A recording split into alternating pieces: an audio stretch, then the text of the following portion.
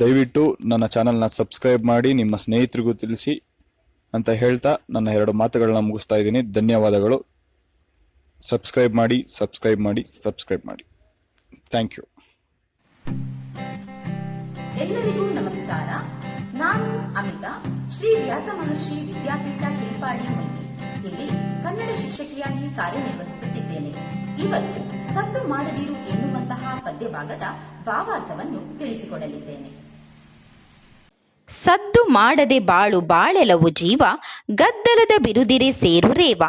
ತಟ್ಟೆಯೊಳು ಕರ್ಪೂರ ಮೌನದಲ್ಲಿ ಕರಗುವಲ್, ದೀಪದೆದುರಿಗೆ ತಿಮಿರ ಸರಿಯುವಂತೆ ಶಾಂತಿಯಲ್ಲಿ ಬದುಕಿನಿ ಕರ್ತವ್ಯವನ್ನು ಮುಗಿಸು, ಕೂಗಾಡಿ ಹಾರಾಡಿ ಫಲವದೇನು. ಹಸಿ ಸೌದೆ ಬುಸುಗುಟ್ಟಿದನಿಯನೆತ್ತುವುದಲ್ತೆ, ಕಿಡಿಸೋಕೆ ಮದ್ದು ಸಿಡಿದಪ್ಪರಿಪುದು. ಅಂತಿರದೆ ರವಿಕರಕ್ಕೆ ಕರಗು ಇಬ್ಬನಿ ಒಲಿರು, ಸಿಡುಕು ಮಿಡುಕನ್ನು ತೊರೆದು ಮೌನಿಯಾಗು. ಸದ್ದು ಮಾಡದಿರು ಅಂದರೆ ನಿಶಬ್ದವಾಗಿರು ಎನ್ನುವಂತಹ ಅರ್ಥವನ್ನು ಇದು ಸೂಚಿಸುವುದಿಲ್ಲ. ಬದಲಾಗಿ ನೀನು ಮಾಡಿದ ಯಾವುದೇ ಸಾಧನೆಯನ್ನು ನೀನು ಬಡಾಯಿ ಕೊಚ್ಚಿಕೊಳ್ಳಬೇಡ, ಎಲ್ಲೂ ಯಾರಲ್ಲೂ ಹೇಳಿಕೊಳ್ಳಬೇಡ, ಸದ್ದು ಗದ್ದಲವಿಲ್ಲದೆ ನಿನ್ನ ಜೀವನದ ದಡವನ್ನು ಸೇರು ಎಂಬುದಾಗಿ ತಿಳಿಸಿದ್ದಾರೆ.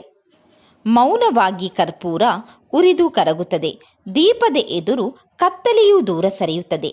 ಇದಕ್ಕೆ ತಾನೇ ಶ್ರೇಷ್ಠ ಎನ್ನುವಂತಹ ಭಾವನೆ ಇರುವುದಿಲ್ಲ.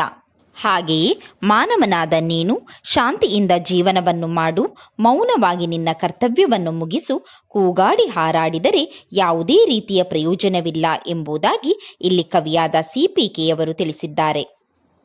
ಹಸಿ ಇರುವ ಸೌದೆಯು ಬುಸುಗುಡುತ್ತಾ ಧ್ವನಿಯನ್ನು ಹೊರಡಿಸುತ್ತದೆ. ಪಟಾಕಿ ಮದ್ದಿಗೆ ಕಿಡಿತಾಗಿದಾಗ ಜೋರಾದ ಶಬ್ದವನ್ನು ಮಾಡುತ್ತದೆ. ಅದರಂತೆ ನೀನಿರಬೇಡ ಎಂಬುದಾಗಿ ತಿಳಿಸಿದ್ದಾರೆ.